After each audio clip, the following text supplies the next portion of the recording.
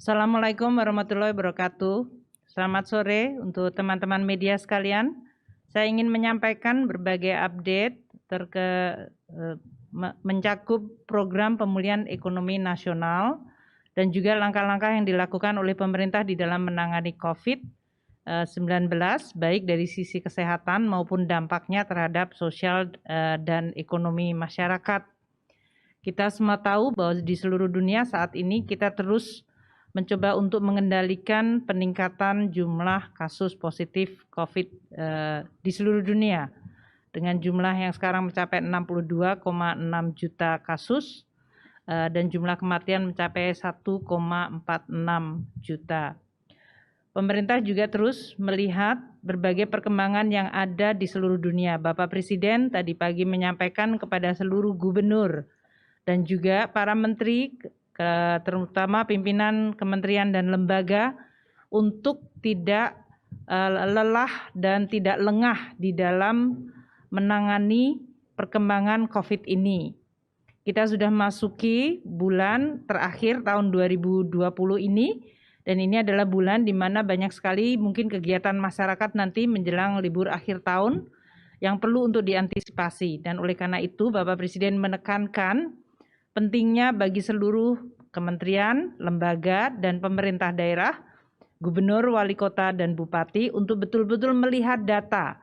Beliau menyampaikan berbagai data yang perlu untuk diwaspadai, terutama kenaikan jumlah kasus positif. Dan ini berarti langkah-langkah untuk pencegahan akan terus ditingkatkan pada hari-hari ini hingga kita bisa melaksanakan untuk pengobatan melalui vaksinasi.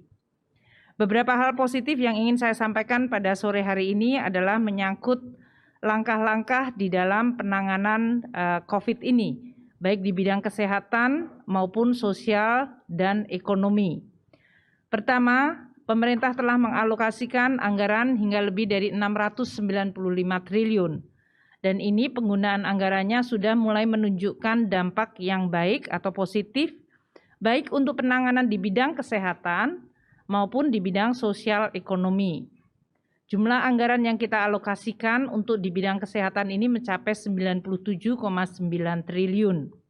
Dan jumlah yang sudah digunakan juga terus meningkat, yang berarti menggambarkan kesiapan dari pemerintah untuk menangani COVID ini dari mulai pencegahan hingga pengobatan dan juga untuk pengadaan vaksin.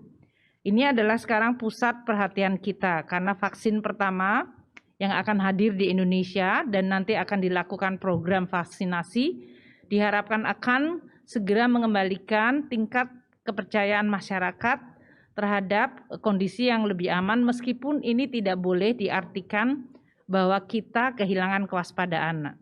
Kita harus tetap melakukan tadi menggunakan masker, menjaga jarak, dan mencuci tangan. Itu tetap dilakukan meskipun nanti akan ada vaksin.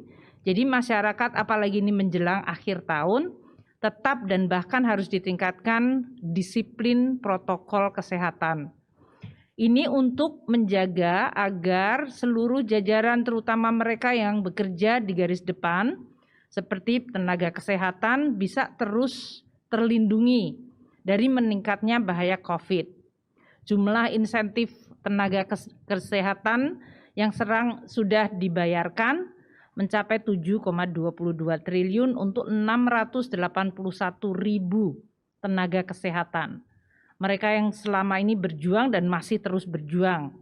Kita harus membantu mereka supaya mereka tetap bisa diringankan dengan kita semua melakukan disiplin protokol kesehatan.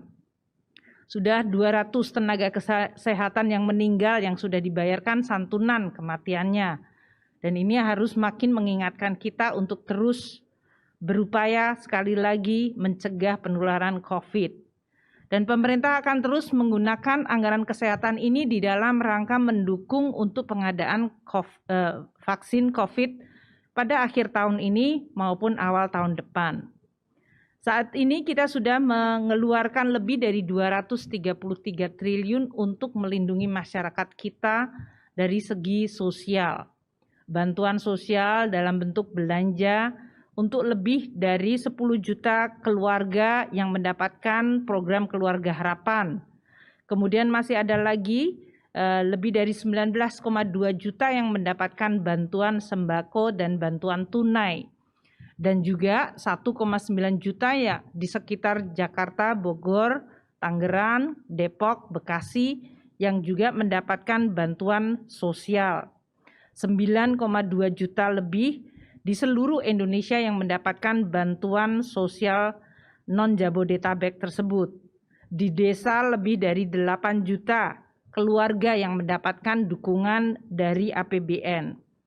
Dan masyarakat yang menikmati diskon listrik meliputi 31,4 juta keluarga, termasuk juga mereka yang mendapatkan bantuan subsidi gaji, yaitu lebih dari 12,4 juta, termasuk guru honorer 1,6 juta, dan guru honorer di lingkungan Kementerian Agama lebih dari 0,8 juta orang. Jadi ini adalah bantuan sosial yang luar biasa besar yang diberikan oleh pemerintah agar masyarakat mampu untuk menghadapi COVID ini. Tidak hanya bertahan, namun dia akan kemudian kembali menjadi kuat. Termasuk seluruh siswa-siswa dan mahasiswa di seluruh Indonesia. 51 juta siswa mendapatkan bantuan internet, kuota internet, dan juga 9,96 juta siswa di lingkungan Kementerian Agama, madrasah pesantren. Jadi total lebih dari 60 juta siswa dan mahasiswa semuanya mendapatkan bantuan kuota internet. Untuk para guru dan juga untuk para dosen juga diberikan bantuan internet.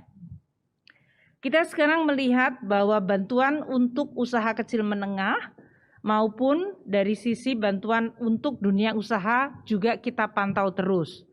Lebih dari 115,8 triliun bantuan untuk dunia usaha yang untuk usaha kecil menengah dan insentif usaha sebesar 120 triliun plus pembiayaan korporasi sebesar 61,2. Bagaimana dampak atau pelaksanaan dari berbagai program ini? Saat ini dari program pemulihan ekonomi nasional dan penanganan COVID sebesar 695 triliun, 431 triliun telah terrealisir. Dan kita masih akan melihat dari sisi penggunaan anggaran hingga bulan Desember ini masih akan ada anggaran yang akan terrealisir plus dana cadangan untuk vaksin totalnya mencapai lebih dari 664 triliun rupiah.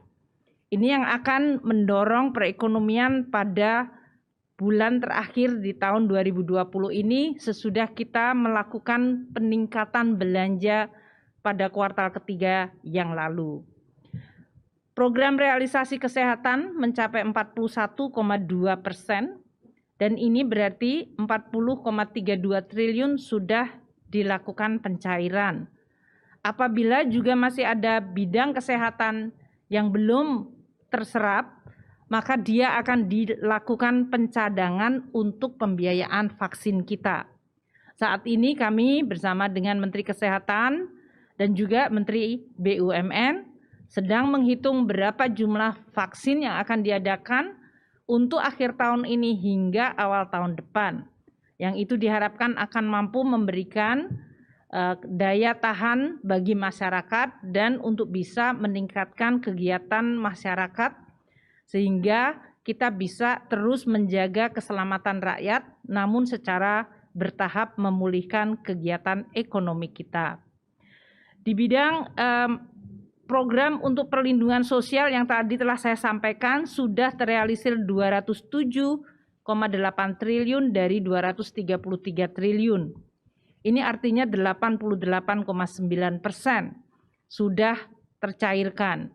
Dan sampai dengan Desember kemungkinan 100% akan bisa terrealisir karena memang masyarakat yang membutuhkan sesuai dengan yang sudah diidentifikasikan dan datanya akan mendapatkan bantuan dari pemerintah tersebut. Seperti saya sebutkan tadi, ada yang dalam bentuk PKH, kartu sembako, BLT tunai, maupun di dana desa, serta dalam bentuk kartu prakerja, diskon listrik, dan juga bantuan beras, serta subsidi gaji, serta bantuan untuk kuota internet. Untuk usaha kecil menengah atau untuk bidang sektoral dan kementerian lembaga, yang penting untuk saya laporkan adalah dari 65,97 triliun, 54,9% sudah terrealisir atau 36,25 triliun. Ini terutama untuk membantu masyarakat yang kehilangan pekerjaan juga. Karena berbagai program seperti padat karya, insentif di bidang perumahan, dan juga bidang pariwisata yang mengalami tekanan yang cukup besar. Sebesar 3,8 triliun. Sudah terrealisir 1 triliun, dan ini untuk membantu berbagai destinasi pariwisata, pemerintah daerah dan hotel serta restoran untuk mereka mampu bertahan atau paling tidak meringankan beban mereka akibat menurunnya omset dengan adanya COVID ini. Kita juga akan terus mendorong kegiatan kementerian lembaga termasuk di bidang ketahanan pangan yang merupakan salah satu pilar penting di dalam menjaga stabilitas kita selama COVID maupun sesudah COVID. Untuk insentif usaha yang mencapai 120 triliun, kita sudah melihat ribuan atau ratusan ribu perusahaan yang menikmati insentif usaha ini, 46,4 triliun.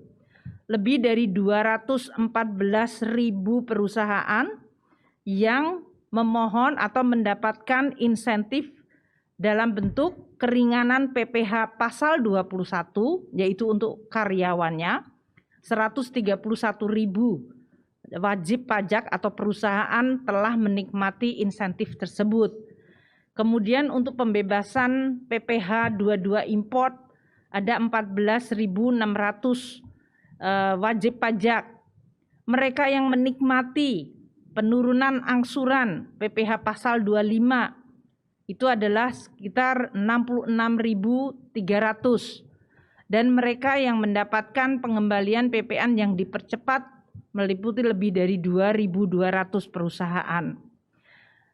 Dengan adanya dukungan insentif ini, wajib pajak bisa diringankan. Mereka mendapatkan bantuan ini dan merasakan adanya dampak dari sisi bagaimana mereka harus menghadapi jumlah karyawan yang harus dikurangi jam kerjanya, atau dari sisi income atau jumlah upah yang harus dibayarkan. Juga dalam menghadapi tantangan di mana penjualannya menjadi lebih menurun. Inilah yang kita lakukan menggunakan instrumen APBN untuk membantu masyarakat kita. Kemudian pemerintah masih membantu melalui sektor perbankan. Kita menempatkan 64,5 triliun dana pemerintah di perbankan, yaitu Bank Himbara, bank-bank pembangunan daerah maupun bank syariah. Dari 64,5 triliun ini telah tersalurkan 254,37 triliun. Artinya dana yang diletakkan pemerintah secara murah di perbankan bisa meningkatkan hampir 4 kali lipat kredit yang disalurkan ke masyarakat. Siapa mereka yang menikmati? Lebih dari 3,74 juta debitur yang sekarang mendapatkan bantuan bantuan dalam bentuk kredit yang disalurkan perbankan. Ini yang diharapkan akan mulai bisa menjaga ekonomi kita untuk terus meningkat dan mulai menggeliat lagi. Terutama jumlah debitur ini dari 3,74, sebagian besar adalah para debitur kecil, sehingga mereka memiliki daya tahan yang makin tinggi. Kita melihat dari UMKM untuk bisa mendapatkan bantuan kredit program dari pemerintah ini, kita akan mendorong agar perbankan tidak segan mulai menyalurkan kreditnya. Nah, untuk itu pemerintah juga memberikan jaminan kepada kredit-kredit yang disalurkan. Jaminan ini kita berikan melalui Askrindo dan Jamkrindo, sehingga apabila kredit yang disalurkan mengalami kemacetan, mereka akan dijamin oleh Askrindo Jamkrindo. Tujuannya apa? Tujuannya agar perbankan bersedia mulai menyalurkan kreditnya dan perusahaan juga mulai meminjam sehingga ekonomi mulai bergerak kembali. Inilah yang sedang dan terus kita lakukan bersama-sama dengan OJK di dalam rangka untuk mendorong kembali perekonomian kita. Bank Indonesia, OJK, dan kami dari Kementerian Keuangan beserta LPS akan terus menjaga stabilitas sistem keuangan kita agar mereka bisa ikut membantu memulihkan ekonomi nasional. Minggu ini Bapak Presiden telah memberikan atau menyampaikan daftar untuk pelaksanaan anggaran atau DIPA bagi pemerintah daerah dan kementerian lembaga. Karena pada bulan Desember ini kita sudah menyiapkan untuk tahun anggaran 2021. Fokus kita untuk tahun 2021 adalah tetap di bidang kesehatan. Bagaimana kita bisa membuat masyarakat kita bertahan di dalam menjalankan kegiatan sehari-hari pada saat COVID-nya masih ada. Jadi, pengeluaran pemerintah untuk mendorong agar kenaikan testing PCR dilakukan secara lebih tinggi itu dilakukan. Anggaran saat ini untuk membiayai penyediaan PCR test di Indonesia maupun berbagai test kit tujuannya adalah untuk kita bisa melaksanakan 3T secara konsisten. Testing, tracing, dan treatment. Karena itu adalah yang merupakan bagian dari kepercayaan di dalam kemampuan kita mendeteksi di mana penyebaran COVID terjadi. Untuk tahun 2021, kita tetap akan mengalokasikan untuk bidang kesehatan lebih dari 169 triliun. Dan ini terutama untuk pengadaan vaksin dan untuk program vaksinasi. Juga untuk berbagai perbaikan sarana prasarana dan penelitian pengembangan untuk vaksin merah putih kita maupun untuk testing kita. Kita juga akan terus menjaga agar program dari Kementerian Kesehatan, Badan POM, dan berbagai lembaga untuk penelitian dan penemuan vaksin di Indonesia akan terus didukung melalui anggaran yang memadai. Kemudian untuk vaksinasi, kita dengan Kementerian Kesehatan dan Kementerian BUMN tengah menghitung berapa jumlah populasi dan segmen populasi mana yang akan diprioritaskan. Anggaran disediakan dari mulai untuk pengadaan vaksinnya maupun di dalam program vaksinasinya. Saat ini keseluruhan kesiapan dari fasilitas kesehatan untuk program vaksinasi akan tetap dilakukan. Untuk tahun depan, pemerintah juga akan tetap menjaga berbagai program perlindungan sosial agar masyarakat masih tetap mendapatkan perlindungan yang cukup pada saat COVID masih belum betul-betul teratasi, karena memang vaksinasi pasti akan membutuhkan waktu. Oleh karena itu, belanja di bidang belanja perlindungan sosial akan mencapai lebih dari 233 triliun sendiri untuk tahun 2021. Dan ini diharapkan akan bisa membantu menjaga masyarakat kita dari COVID-19 dengan adanya bantuan pemerintah terutama untuk kebutuhan sehari-hari mereka. Dan untuk dukungan usaha termasuk untuk insentif akan dilakukan tahun 2021 sebesar 177 triliun. Teman-teman media sekalian, itulah yang kita terus lakukan untuk tahun 2020 dan persiapan tahun 2021. Seperti Bapak Presiden telah sampaikan di berbagai kesempatan, COVID ini adalah tantangan bagi kita semua. Dan kita semuanya harus tetap terus melakukan fokus bagaimana cara mencegah untuk penyebaran COVID. Oleh karena itu, Bapak Presiden akan sangat melihat data secara detail. Seperti hari ini, beliau menekankan bahwa berbagai kenaikan dari sisi kasus positif harus segera direspons oleh para menteri dan pemerintah daerah, terutama menjelang akhir tahun di mana akan ada beberapa event, termasuk pilkada maupun berbagai liburan untuk akhir tahun. Ini yang merupakan instruksi Bapak Presiden kepada kita semua, agar kita tetap memberikan suasana bagi masyarakat di dalam melakukan kegiatan, entah itu di tingkat keluarga, sosial, atau ekonomi, secara lebih optimal, namun tanpa memperburuk penyebaran COVID-19. Kita tetap bisa beraktivitas, kita tetap bisa menjadi produktif, namun kita juga pada saat yang sama bisa ikut menangani pencegahan penyebaran COVID. Itu hanya bisa terjadi kalau kita semua disiplin. Jadi meskipun nanti teman-teman sekalian akan melakukan kegiatan untuk pilkada atau untuk berlibur pada akhir tahun, jangan pernah lupakan disiplin protokol kesehatan. Masker harus selalu ada, cadangan selalu ada, gunakan dan jangan hanya ditaruh di kantong. Gunakan di setiap kesempatan, jaga jarak dan selalu membersihkan tangan dengan mencuci dengan sabun atau dengan hand sanitizer.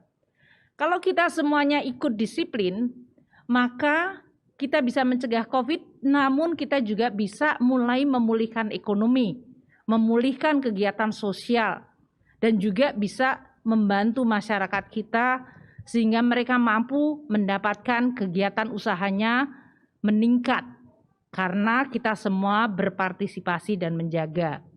Itulah yang ingin ditekankan oleh Bapak Presiden pada hari ini, dan pada minggu-minggu ini kita akan terus fokus untuk melihat semua perkembangan dan tentu kepada seluruh kementerian, lembaga, dan pemerintah daerah untuk betul-betul menjaga akhir tahun ini jangan sampai jumlah kasus meningkat pada saat masyarakat kegiatannya meningkat baik di luar rumah maupun di dalam rumah. Dan APBN dalam hal ini akan terus mendukung seluruh kegiatan masyarakat dan mendukung ekonomi. Sehingga diharapkan perekonomian kita akan juga mulai pulih dan bertahan terus untuk bisa makin mendekati kondisi normal. Demikian yang saya bisa sampaikan. Wassalamualaikum warahmatullahi wabarakatuh.